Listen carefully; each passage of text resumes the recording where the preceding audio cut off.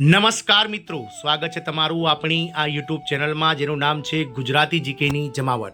તો ગત રોજ દેશભરના 50 લાખ કરતાં વધારે જે વિવિધ વિભાગોમાં કેન્દ્ર સરકાર અને રાજ્ય સરકારના વિવિધ વિભાગોમાં બોર્ડ નિગમ કોર્પોરેશન તેમજ સ્વાયત્ત સંસ્થાઓમાં કામ કરતા આઉટસોર્સિંગ અને કોન્ટ્રાક્ટ કર્મચારીઓ કે જેઓ 5 વર્ષ કે તેથી વધારે સમયથી સેવા બજાવતા હોય તો તેમને કાયમી કર્મચારી તરીકેનો દરજ્જો આપવો અને તેમને કાયમી કર્મચારી તરીકેના જે લાભો છે તે મળવા જોઈએ તેવો સુપ્રીમ કોર્ટે આ 50 લાખ કોન્ટ્રાક્ટ અને આઉટસોર્સિંગ કર્મચારીઓના હિતમાં અતિ મહત્વનો ચુકાદો આપ્યો હતો.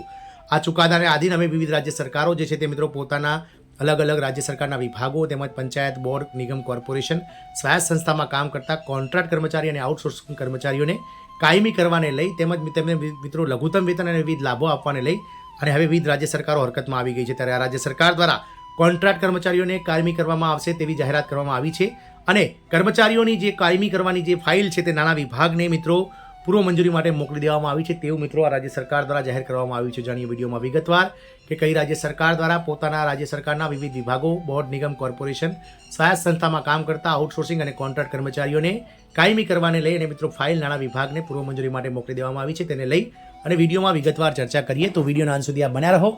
જો આપ અમારી ચેનલમાં નવા હશો તો અમારી ચેનલને તમે લાઇક શેર અને સબસ્ક્રાઇબ કરી બાજુમાં રહેલું બેલ આઇકોન દબાવવાનું ભૂલશો નહીં, જેથી કરીને ચેનલ પર મૂકવામાં આવતા આવા આઉટસોર્સિંગ કર્મચારી કોન્ટ્રાક્ટ કર્મચારી તેમજ પગાર વધારાના સરકારી કર્મચારી પેન્શન વધારાના તમને સમાચાર અમારા ચેનલના માધ્યમથી સરળતાથી ઉપલબ્ધ થઈ જાય. તો કોન્ટ્રાક્ટ કર્મચારી આઉટસોર્સિંગ કર્મચારી આનંદો, કારણ કે હવે આ રાજ્ય સરકાર દ્વારા કોન્ટ્રાક્ટ કર્મચારી અને આઉટસોર્સિંગ કર્મચારીઓને કાયમી કરવામાં આવશે.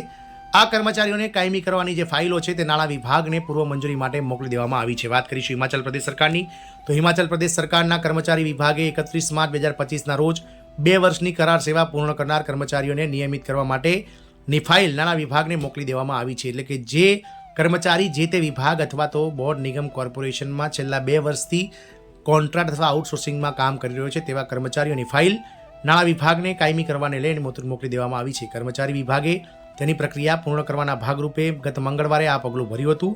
નાણાં વિભાગની મંજૂરી બાદ આ બાબત કેબિનેટને મોકલવામાં આવશે. કેબિનેટના નિર્ણય પછી કર્મચારી વિભાગ એક જાહેરનામું બહાર પાડશે, જેના આધારે તમામ વિભાગોમાં નિયમિતકરણના આદેશો કરવામાં આવશે. ઘણા વિભાગોમાં કર્મચારીઓને નિયમિત કરવા માટે દસ્તાવેજીકરણ 31 માર્ચ 2025ની કટ ઓફ તારીખ મુજબ કરવામાં આવી છે. રાજ્ય સરકારે નિયમોમાં પણ ફેરફાર કર્યા છે અને હવે વર્ષમાં નિયમિત થવા માટે ફક્ત એક જ વિકલ્પ છે, એટલે કે તે છે 31 માર્ચ. પહેલા વર્ષમાં 2 વિકલ્પો ઉપલબ્ધ હતા, તેથી 31 માર્ચ પછી નિયુક્ત થયેલા કર્મચારીઓને 3 વર્ષ માટે કરાર પર સેવા આપવી પડશે. 31 માર્ચ 2025ના રોજ 2 વર્ષ પૂર્ણ કરનારા કર્મચારીઓને નિયમિત થવાથી રાહ જોઈ રહ્યા છે.